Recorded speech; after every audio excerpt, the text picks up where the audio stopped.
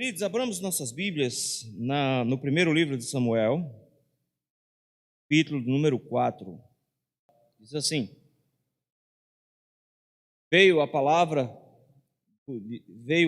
de Samuel a todo Israel. Israel saiu a peleja contra os filisteus e acampou junto a Ebenezer, e os filisteus se acamparam junto a Afeca. Dispuseram-se os filisteus em ordem de batalha para sair de encontro a Israel, e travada a peleja, Israel foi derrotado pelos filisteus, e estes mataram no campo aberto cerca de 4.000 homens. Voltando o povo ao arraial, disseram os anciãos de Israel: Por que nos feriu o Senhor hoje diante dos filisteus?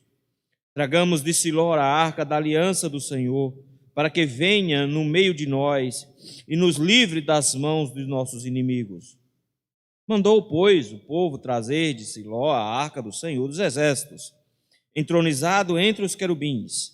Os dois filhos de Eli, Ofni e Finéias, estavam ali com a arca da aliança de Deus. Sucedeu que, vindo a arca da aliança do Senhor ao arraial, rompeu todo Israel em grandes brados e ressoou a terra.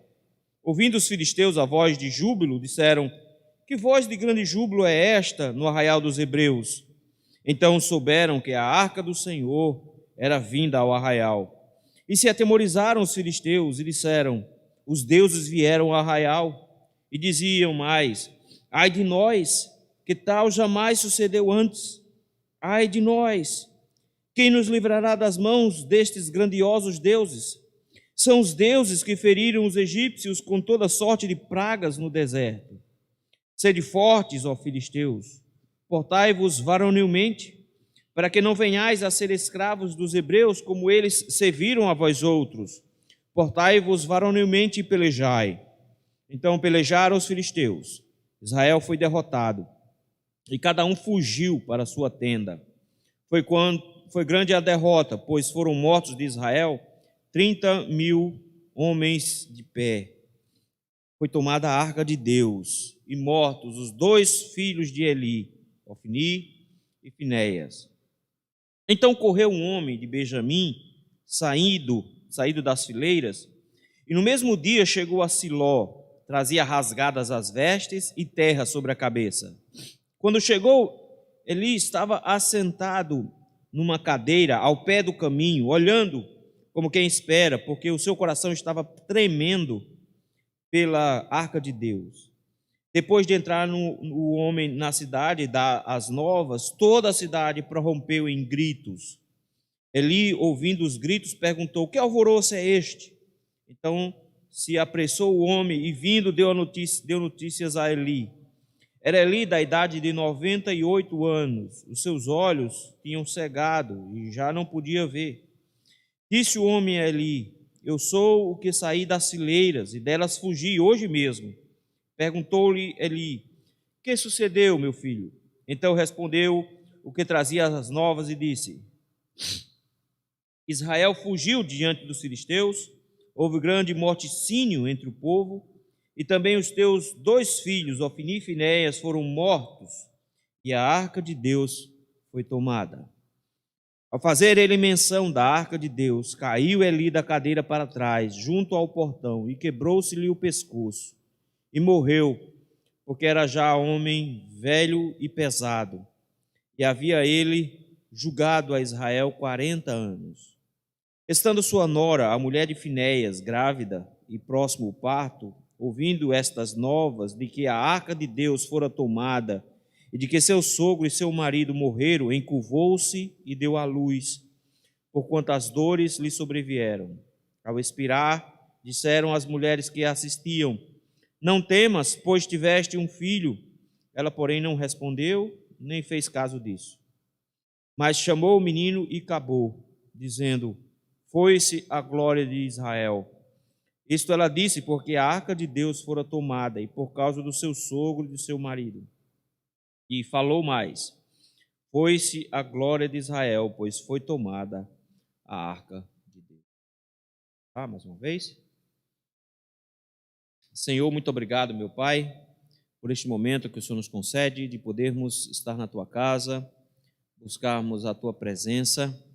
Te louvamos, ó Senhor, pela Tua palavra. Te agradecemos, ó Senhor, pelo privilégio que temos de estudá-la. E te rogamos, meu Pai, nesse instante que o Senhor nos conduza para que a nossa meditação seja agradável ao Senhor e que o Senhor fale aos nossos corações hoje pela manhã. É no nome santo de Jesus Cristo, Teu Filho amado, que nós te rogamos. Amém. Irmãos, eu fui criado numa família de uma benzedeira. Minha avó era benzedeira. Então, se você pensar em superstição, isso foi o retrato da minha infância. Eu, quando pequenininho, tinha todo tipo de superstição possível. Cada passarinho meu tinha um pedaço de chifre de pendurado dentro do passarinho, dentro da gaiola, que era para o passarinho não pegar olhado. Lá em casa a gente tinha uma cruz de capim santo na porta para não entrar também, coisa ruim. Toda vez que chovia, a gente cobria os espelhos por causa dos relâmpagos. Se tivesse muito vento, a gente colocava uma tesoura debaixo da janela e fazia uma reza que era para o vento diminuir.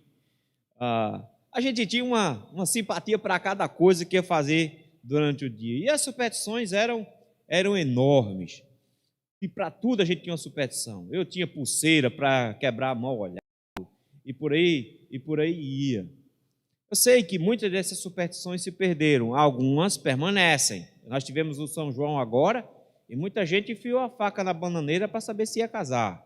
O pessoal tem as superstições deles ainda carrega-se um bocado de coisa. Quebrou um espelho, tem 7 anos de azar, passar debaixo de uma escada dá azar também. Se um gato preto passar na frente, o gato preto vai te trazer azar também, e assim por diante. Então, a gente tem muitas superstições ainda. E os crentes? Não, os crentes já abandonaram tudo isso, só deixaram a Bíblia aberta no Salmo 90 para proteger. Eles também dão uma sorteada de versículo para ver se Deus quer falar com eles naquele dia. Eles não saem da igreja antes da bênção apostólica, porque senão a semana vai ser de azar. Eles vêm no dia 31 à noite também para o culto, porque se não vier no dia 31 de noite para o culto antes da meia-noite e não passar a meia-noite, o ano vai ser ruim também, o ano não vai ser bom, não é? Versículo dentro da carteira para trazer dinheiro e por aí vai. Ou seja, nós fomos criados numa geração de superstições, abraçamos essas superstições por muito tempo e mantemos muitas dessas superstições ainda hoje, mesmo no meio do cristianismo. A única diferença é que nós modificamos algumas delas, mas superstição é superstição. É crer numa coisa que não faz sentido, é crer em algo que não é Deus, mesmo quando aquelas coisas em que nós cremos estejam perto de Deus. É por isso que os crentes compram rosa ungida, sal grosso ungido, água benta pela televisão e coisas desse tipo. Isso ainda é uma crendice, uma superstição. O texto que nós acabamos de ler nos mostra que isso é a maior estupidez que a gente pode cometer.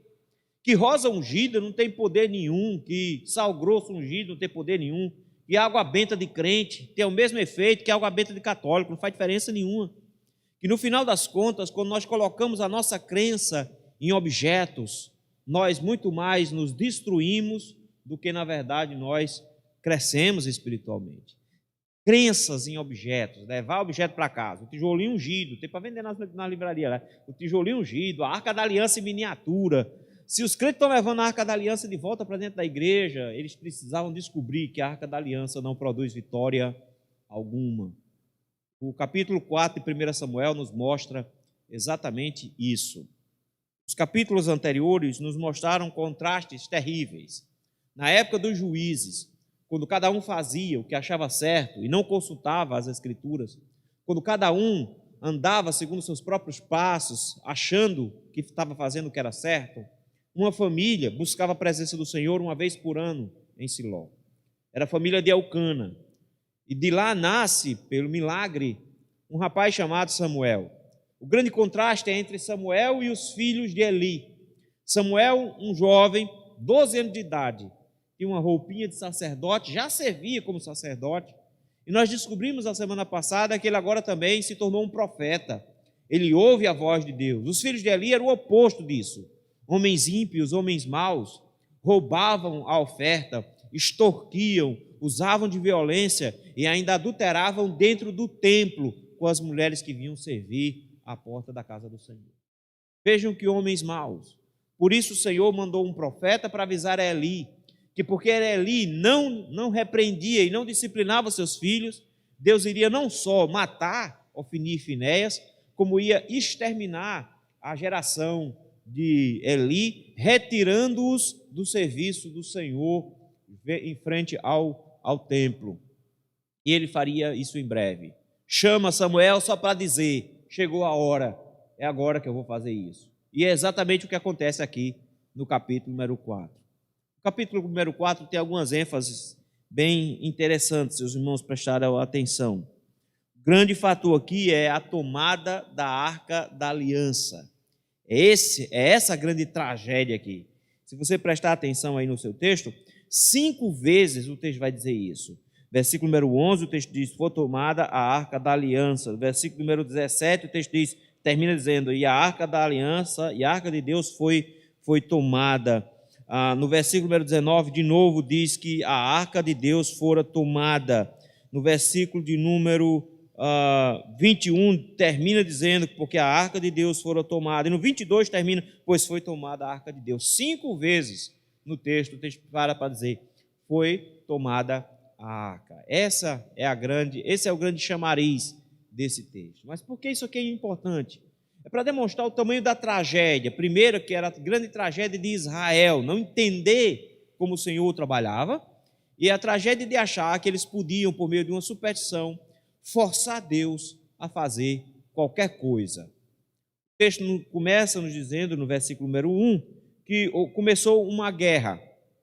Samuel trouxe a palavra a Israel, mas Israel vai para a peleja. Nós não sabemos quem começou essa guerra. Ao que tudo indica, como já estava acontecendo desde a época de Sansão, os filisteus estavam já ganhando território. Lá na época de Sansão, eles tinham ganhado muito território já. E Sansão foi aquele que Deus levantou justamente para provocar brigas, guerras com os filisteus. Sansão morre pela mão dos filisteus e ele mata muitos filisteus nesse processo. Mas ele não consegue livrar Israel dos filisteus. O próprio texto diz que ele iria começar, mas não terminar. Só Davi é que vai conseguir concluir. Nem Saul consegue livrar Israel dos filisteus. Lembram que eles vão lutar com Golias, lá naquela época, lá com Saul. Os filisteus, eles não eram naturais da região, eles tinham vindo de fora e tinham se instalado na faixa próxima ao mar, em Israel. Região que hoje é conhecida como Palestina.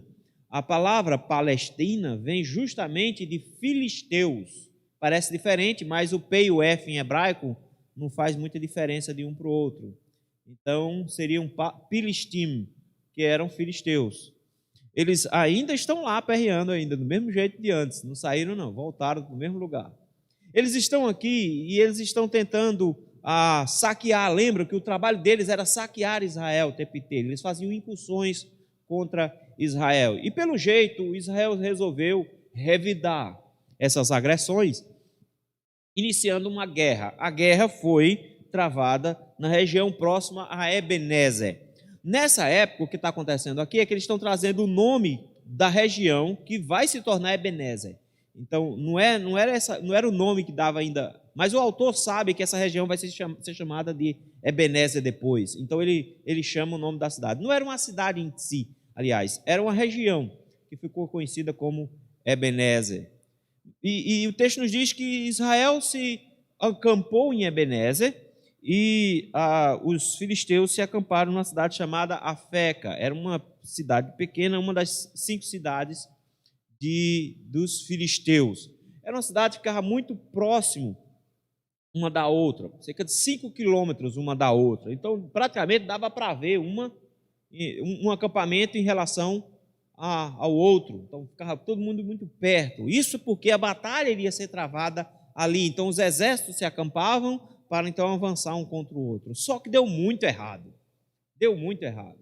O texto nos diz que, começando a batalha, Israel perdeu, e perdeu feio no versículo número 2. Diz que Israel foi derrotado pelos filisteus, e perderam naquele dia, em campo aberto, 4.000 homens. É muita gente morrendo. Israel perdeu e perdeu feio. 4.000 homens mortos. Isso fez com que os anciãos, vejam, a liderança de Israel, o termo ancião é muito usado no Antigo Testamento, mas às vezes a gente esquece que ancião para nós é velho. E, na verdade, ancião para eles era mais do que ser velho, era ser um líder. Era um líder de família. É tanto que o termo presbítero no Novo Testamento, mesmo que os presbíteros nossos sejam novos, o termo é ancião. O presbítero é ancião. Era o mesmo princípio da liderança lá de trás. Essa liderança chega e se questiona. Por que a gente perdeu? Por que nós perdemos? Porque o Senhor permitiu que morressem 4.000 homens. Até então, o texto nos disse no capítulo 3 que a palavra do Senhor era muito rara e até visão e profecias eram difíceis. Qual era o papel deles? Eles estavam ali próximo a Siló, 32, 35 quilômetros de distância. Era só ir a Siló e consultar o Senhor, era isso que eles precisavam fazer. Eles precisavam ir a Siló e perguntar ao Senhor: Senhor, o que aconteceu? O que a gente faz? Nós vamos voltar para a guerra? Mesmo que não tivesse Samuel, nenhuma palavra, note que o texto já começa dizendo que Samuel falou a Israel, então eles provavelmente tinham alguma palavra, e Samuel teria alguma palavra para dar para eles. Eles podiam pelo menos perguntar ao sacerdote, e o sacerdote, por meio do Urim e Tumim, descobriria qual é a vontade do Senhor, mas não, eles não foram a Siló querendo saber o que Deus queria que eles fizessem. Não, eles não foram a Siló por isso. Eles chegam agora no versículo número 3 e dizem: por que é que a gente perdeu? Por que é que a gente perdeu? E aí eles têm uma ideia terrível, tragamos de Siló a arca da aliança do Senhor. Vamos trazer a arca. Veja qual é a concepção deles. A concepção deles é de um Deus que está preso dentro do templo em cima de uma arca. É isso que eles têm como percepção. Eles acham que Deus pode ser arrastado por um campo de batalha.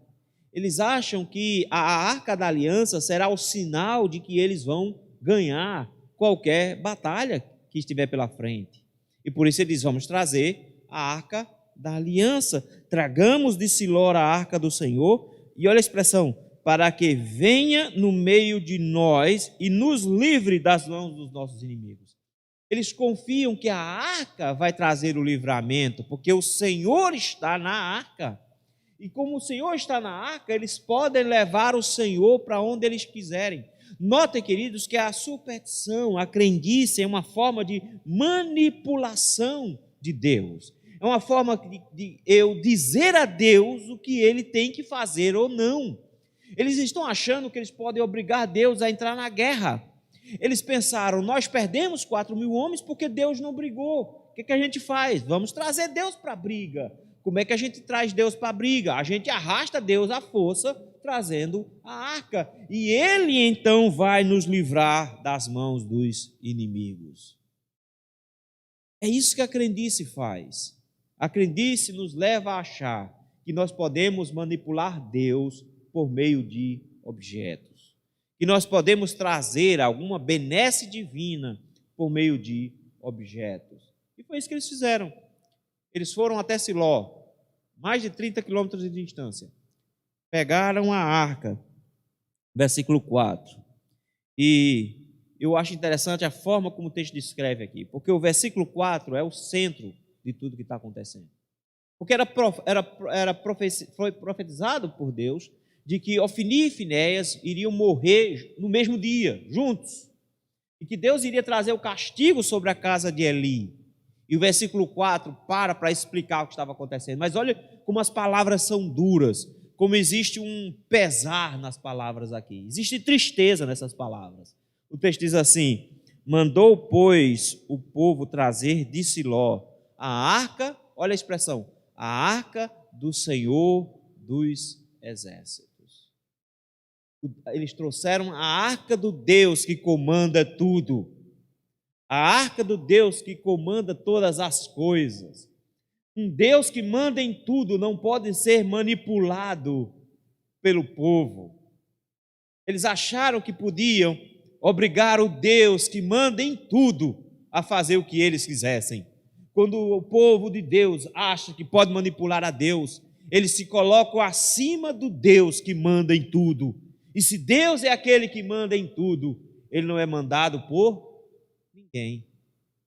O texto diz: e eles trouxeram a arca do Senhor dos Exércitos. Mas olha que expressão interessante seguinte. Diz assim: entronizado entre os querubins. Trouxeram a arca inteira. Mas o texto faz questão de frisar quem Deus é antes da arca chegar. Eles trouxeram a arca do Deus que comanda todas as coisas. Segundo, do Deus que é rei nos céus. A arca da aliança era uma caixa de madeira que era banhada a ouro. Dentro da arca tinha algumas coisas. Tinha as tábuas dos mandamentos de Moisés. Tinha a vara de Arão que floresceu. E tinha também um pouco de maná dentro dela guardado. Era isso que tinha dentro da arca. Mas em cima da arca tinha uma tampa. E não era uma tampa comum. Era uma tampa feita de ouro. Era o propiciatório. Essa tampa tinha 2 querubins em cima. Os querubins são, dentro do templo, dentro do tabernáculo, os guardiões da santidade de Deus. Eles que guardam a santidade de Deus. É por isso que quando você chegasse no tabernáculo, a primeira coisa que você ia ver de frente era uma cortina com querubins pintados, para dizer: não passe daqui, existem guardiões da santidade. Quando você entrava no santuário, existia uma outra cortina que dizia, também tinha lá os querubins pintados, dizendo: não passe daqui, os guardiões da santidade do Senhor estão aqui.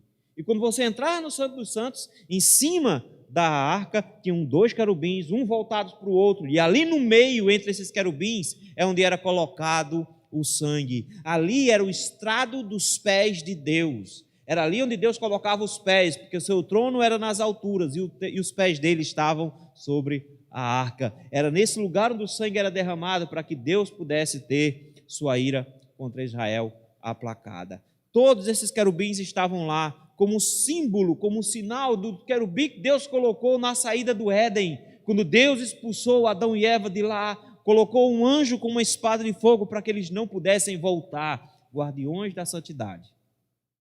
Um Deus entronizado entre querubins. Um Deus entronizado entre os querubins. Não pode ser manipulado. Não pode ser manipulado. Mas eles acharam que podiam. O que estava acontecendo, na verdade, é que Deus estava conduzindo a história do jeito que Ele queria. Não eram eles que estavam manipulando Deus. Era Deus que estava conduzindo a história. Porque se você prestar atenção, porque a arca estava saindo de Siló, os sacerdotes precisam acompanhar a arca. Ela não pode ir sozinha. Existia todo um ritual para carregá-la. Ninguém podia encostar nela.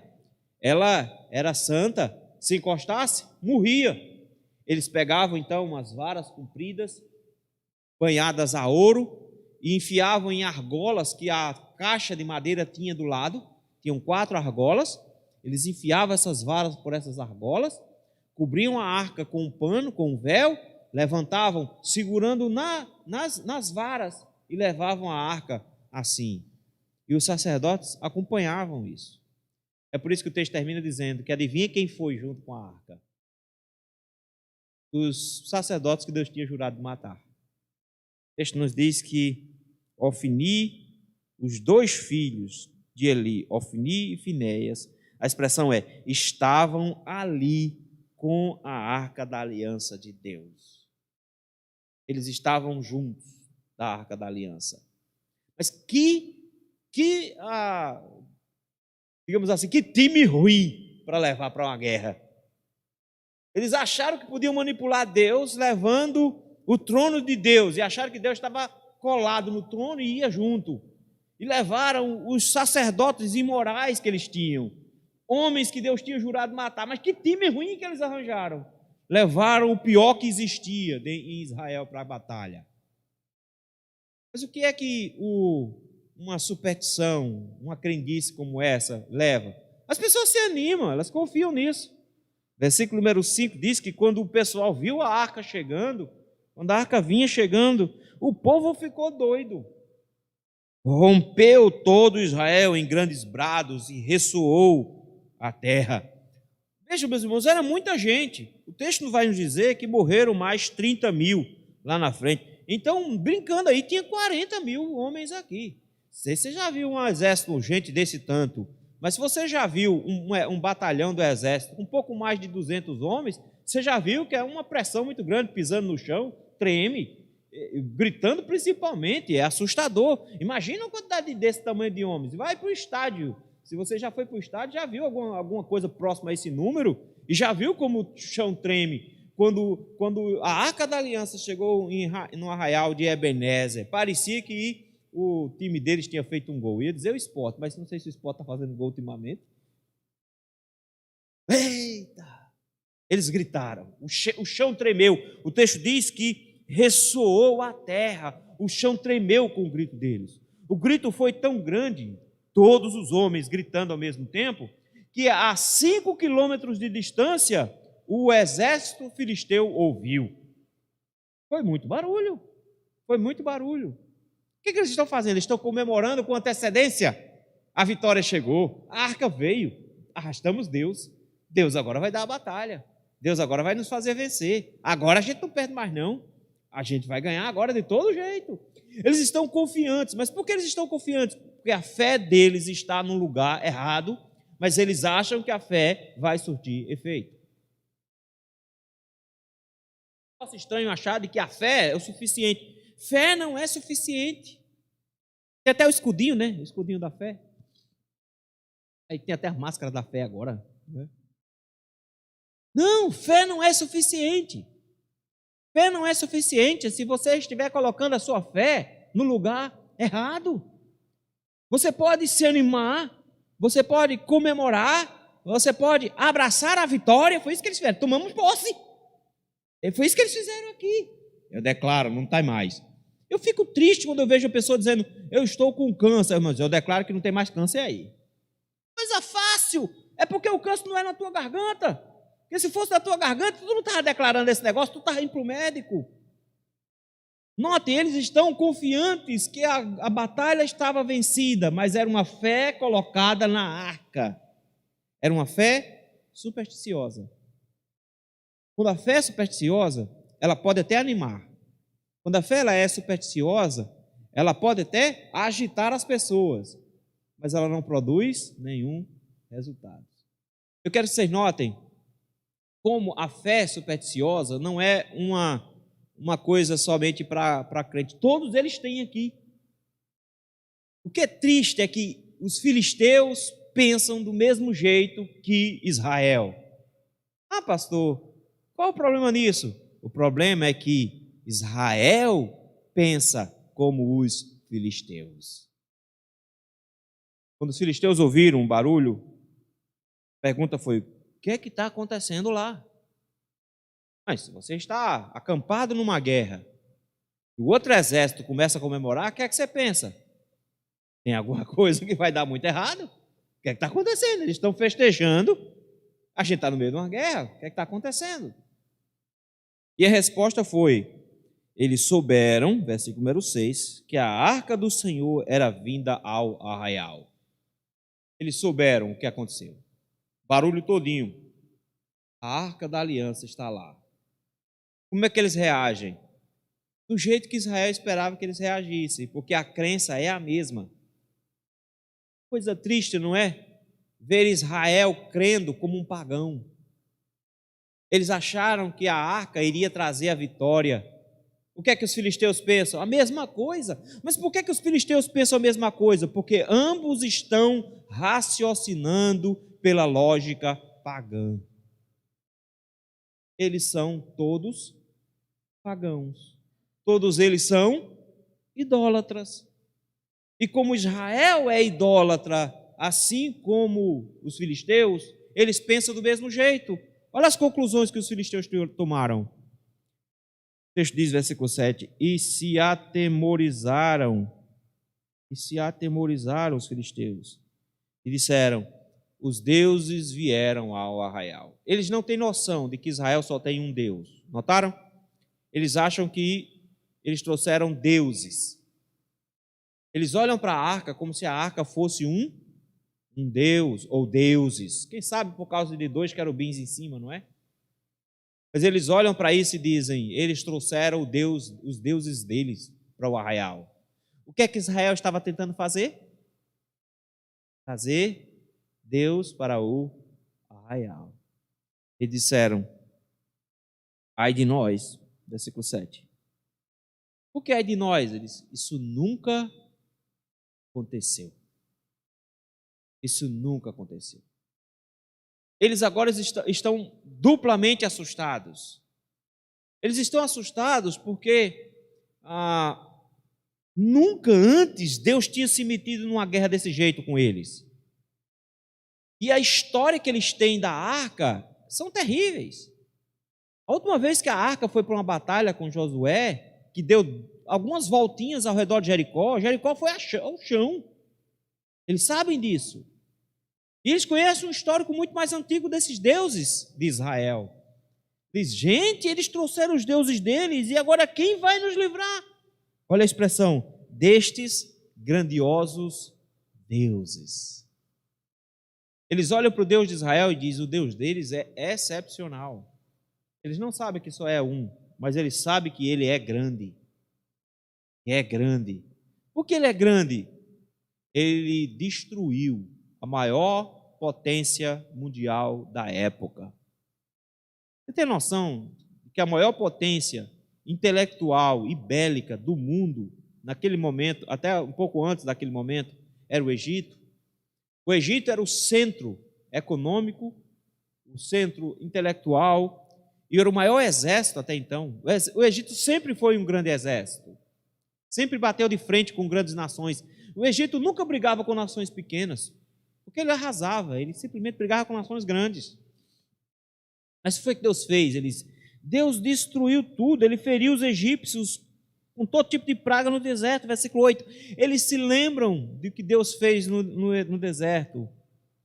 Eles, agora nós estamos perdidos, porque o Deus que veio com eles, para eles agora, ganha do maior exército do mundo.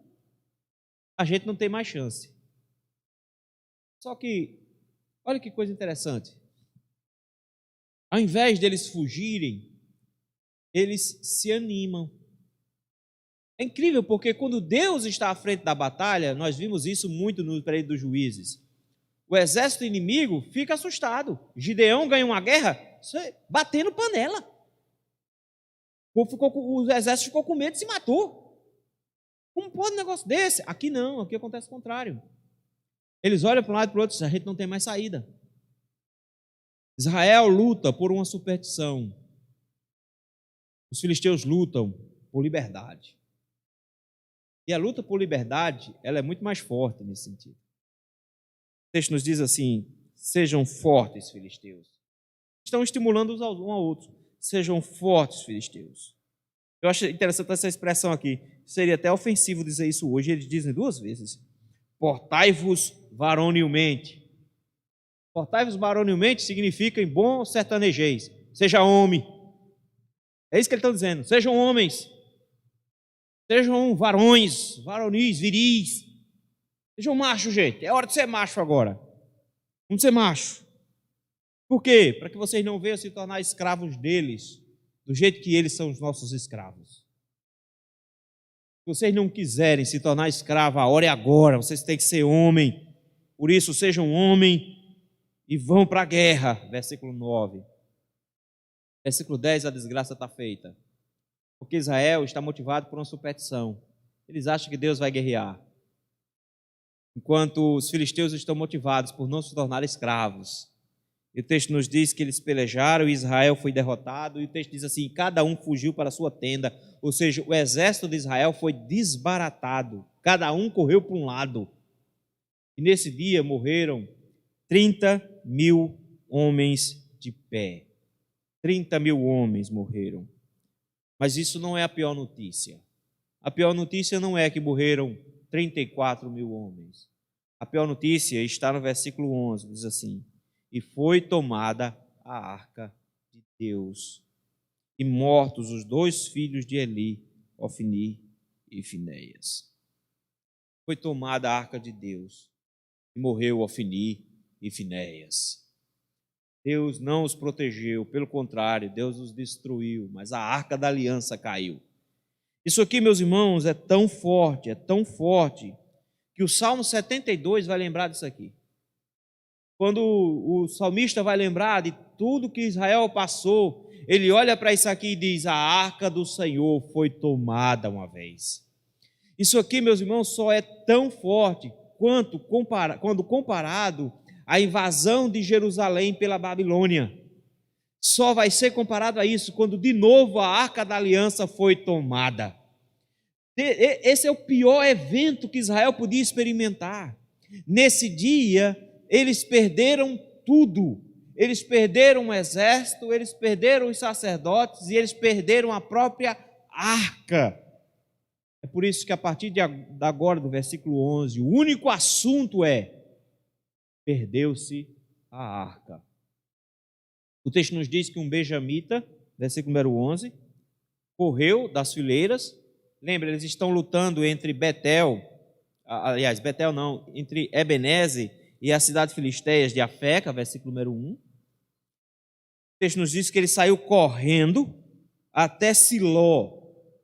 Foi uma maratona, 32 a 35 quilômetros, correndo.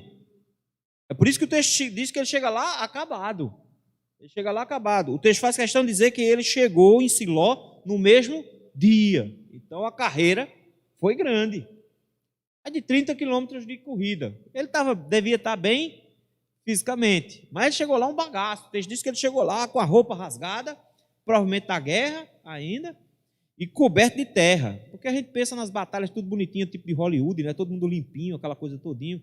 Não, meu amigo, o camarada ficava podre, porque caía no chão, levantava e pó subia, era aquela poeira da mulher, e sangue escorrendo e grudando no corpo. Esse homem chega lá um bagaço.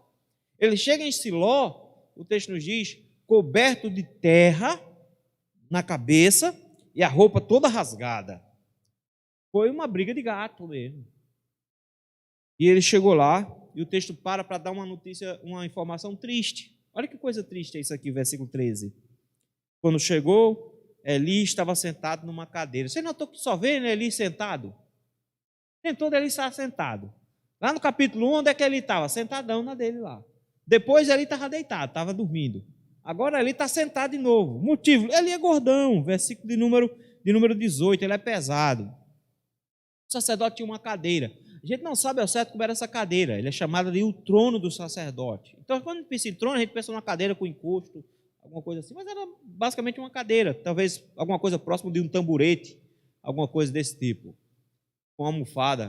Ele estava sentado, só que ele não estava sentado perto do templo, notou? O texto diz que ele sentou-se numa cadeira ao pé do caminho. Ele foi para fora da cidade. Ele está na estrada, na entrada da cidade. Por que ele foi para lá? Ele pegou uma cadeira, foi para lá, sentou-se. O texto nos diz que o seu coração está tremendo pela arca de Deus. Note que não é temendo. Ele está apavorado. Ele é o sumo sacerdote. Os filhos dele pegaram a arca e levaram. E ele não foi forte o suficiente para dizer: vocês não levam. Notou? O que é que Eli não consegue fazer? Repreender os filhos. Os filhos dele fazem o que eles bem entendem. No máximo ele dá uma liçãozinha de moral, mas ele não para os filhos. Ele podia simplesmente, como sumo sacerdote, chegar aqui e dizer: não leva coisíssima nenhuma, ela fica aqui, mas não. Você não vê nem Eli se manifestando. O texto só diz: eles levaram a arca. Mas agora nós descobrimos que Eli estava preocupado com a arca. Ele estava tão ansioso que ele não conseguiu ficar nem dentro do arraial. Ele foi para o lado de fora, no caminho, esperando notícia. Mas, por algum motivo, o homem que vinha trazendo, o benjamita que vinha trazendo as notícias, não passou pelo caminho. Ele provavelmente entrou pela cidade por outro lado, e aí chegou no meio da cidade, o pessoal vê um camarada desse jeito assim, correndo, esbaforido, 30 quilômetros, não é brincadeira, cheio de terra, todo rasgado. O pessoal foi para cima dele e ele já chegou contando, porque quando você tem notícia ruim corre.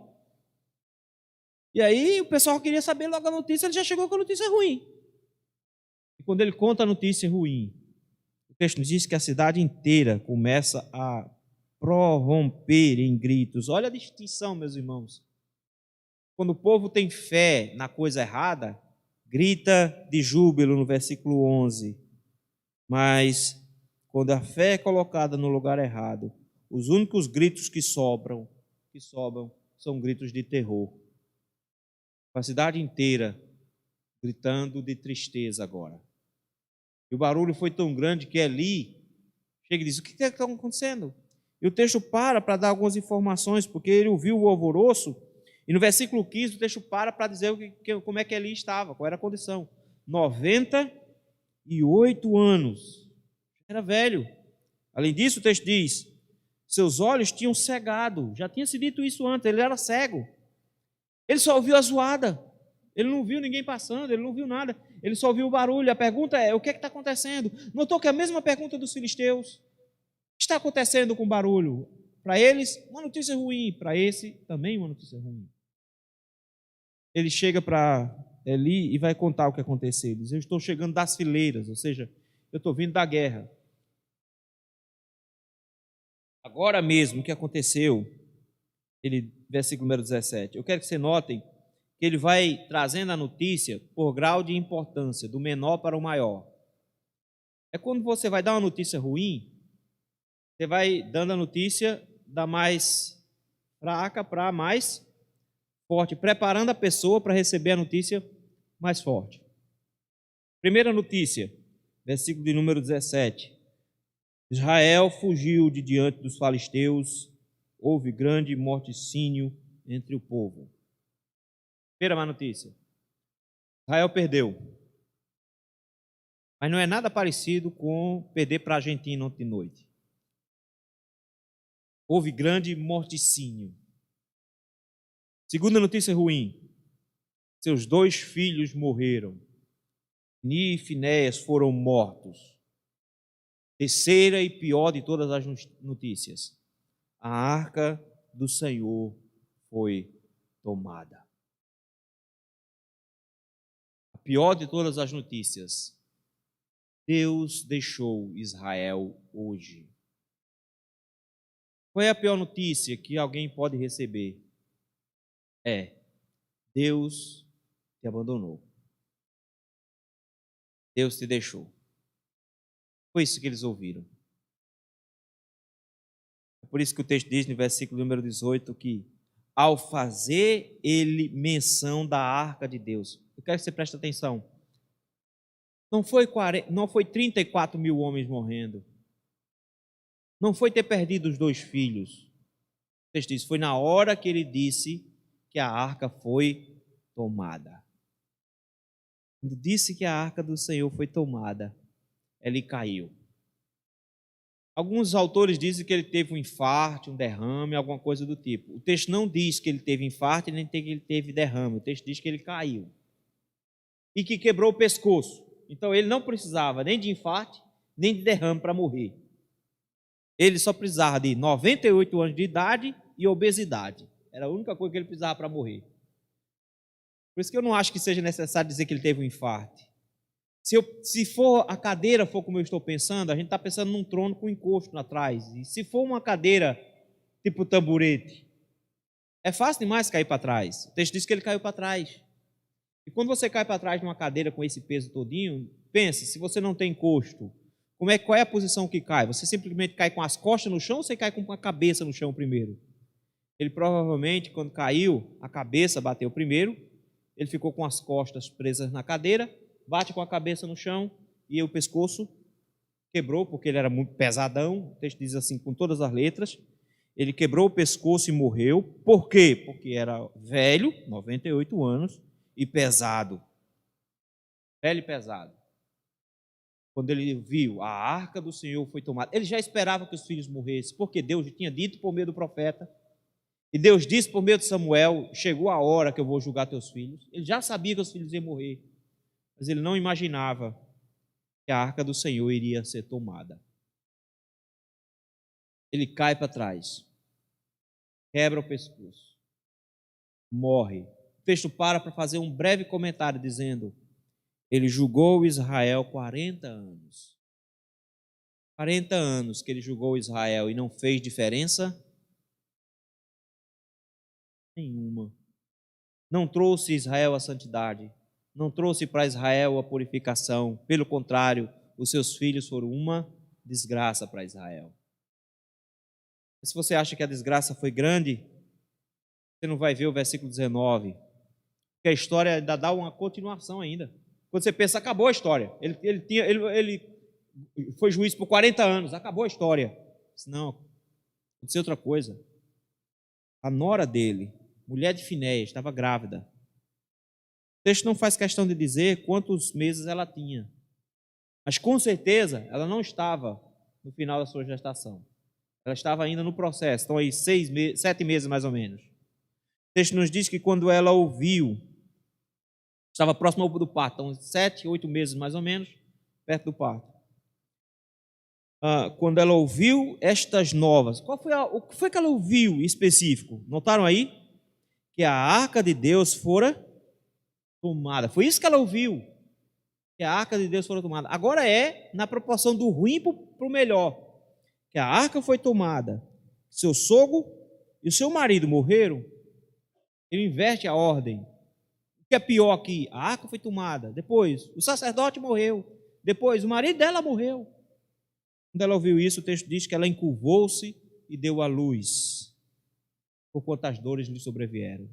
O impacto disso nela foi tão forte que ela entrou imediatamente em trabalho de parto. E não foi um trabalho de parto simples, não. O impacto foi tão grande que ela morreu no versículo 20. O texto usa a expressão ao expirar. Ela morreu. Ela está morrendo. O texto nos diz que quando ela estava morrendo, as mulheres olharam para ela e disseram: não tema, você teve um filho homem. Como que dizendo, se anime, nasceu um menino. Isso é uma coisa boa, é uma boa notícia. Nasceu um menino. O texto diz que ela não respondeu nem fez caso. Ela ficou tão em choque com a arca tendo sido tomada que um filho homem não a despertou.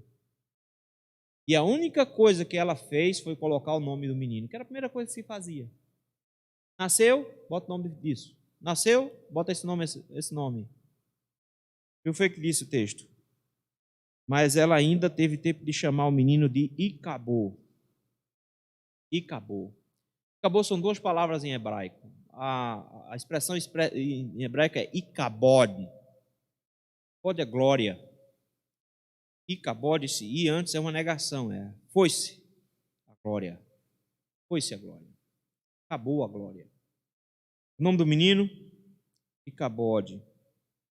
Dizendo, foi-se a glória de Israel. O Senhor é a glória de Israel. O Senhor é a glória de Israel. Ele diz, o Senhor foi embora. A glória de Israel nos abandonou. Quando o povo de Deus abraça superstições, achando que pode manipular a Deus, a única coisa que eles adquirem é Icabode. A única coisa que sobra disso tudo é Icabode. A glória do Senhor nos deixou. A glória do Senhor acompanhou Israel o tempo inteiro, desde a saída do Egito. Ele esteve sobre a arca no deserto. Esteve o tempo todo ao lado do povo. A glória do Senhor. Mas agora a glória foi embora. A glória foi embora. Icabode. Ela morreu. E o texto diz, versículo de número 21 e 22, fazendo questão de frisar. Isto ela disse, porque a arca de Deus foi tomada por causa do sogro e por causa do marido. E falou mais, foi-se a glória de Israel, pois foi tomada a arca de Deus. 2 vezes, foi-se a glória, porque a arca foi tomada. Ela chega aqui, a glória de Deus foi embora, Deus nos abandonou. Queridos, eu quero que vocês notem a consequência de um povo que anda em superstição. Não trazem a glória de Deus. A glória de Deus vai embora. Isso aqui, meus irmãos, é uma informação terrível. E quando o povo de Deus se torna idólatra, até com as coisas de Deus, ao invés de trazer Deus para a vida deles, eles expulsam a glória de Deus de perto deles. Isso aqui não foi definitivo, pelo contrário. Nós vamos ler lá no capítulo número 6, que a arca volta, não volta mais para Siló. Siló não será mais o centro de adoração. Ela volta ao templo com Salomão, mas ela vai embora quando Babilônia invade Jerusalém e leva a arca de novo. Ela vai embora. Pode dizer assim, então ela fica indo e voltando? Não. Porque o Verbo se fez carne e habitou entre nós e vimos a sua glória, glória como do unigênito do Pai.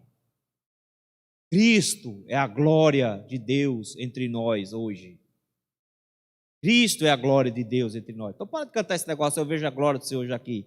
Cristo é a glória do Senhor. Cristo é a glória da igreja. Ele é o brilho da igreja. Ele é a luz que ilumina o mundo. Ele é o brilho de Deus entre nós. Que bênção é saber que a glória do Senhor está com a igreja novamente. Como é triste saber que em muitas igrejas a glória saiu. Cristo os abandonou, porque eles se tornaram de novo idólatras com coisas divinas. Querido, que lição nós podemos tirar para hoje? Primeira lição, de trás para frente. Cristo é a glória de Deus que está entre nós. Precisamos valorizar isso, nos alegrar nisso. Nós não precisamos de uma fumaça invadindo a igreja.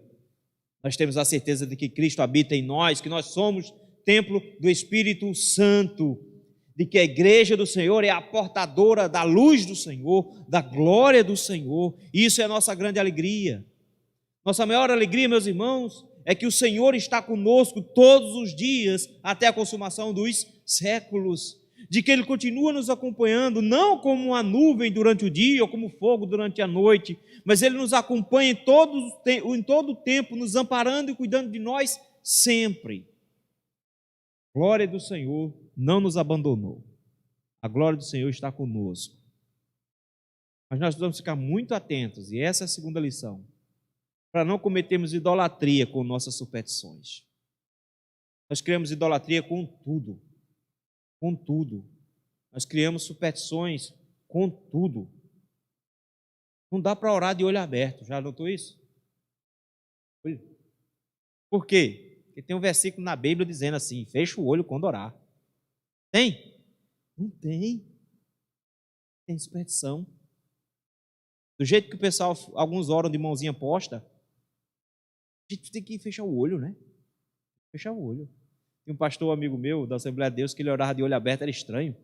Ele ficava orava sempre de olho aberto, para vigiar os irmãos.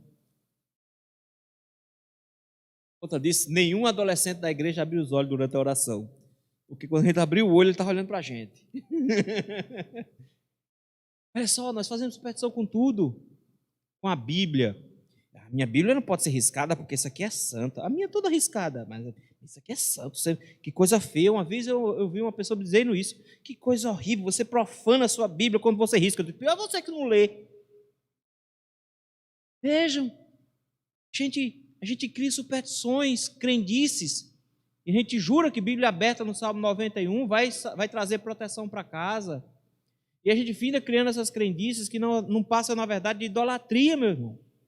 Então, se você está sendo enganado comprando rosa ungida de Israel, colocando um menorá na sua porta, se você está sendo enganado com aguinha benta de crente, esquece, meu irmão, isso é crendice, isso é feitiçaria. O Senhor não anda conforme essas regras. O Senhor te convida a abandonar as crendices, as superstições, e se abraçar com Cristo, que é a glória do Senhor. Era isso que Israel deveria ter feito.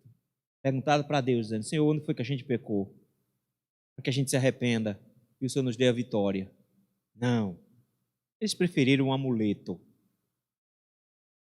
E o Senhor nos livre disso. Que o Senhor nos livre de termos amuletos gospels. Vamos orar? Meu Deus, meu Pai, como é triste ver a igreja do Senhor com candelabro de 7 taças em cima de uma mesa, entrando no culto com a Arca da Aliança.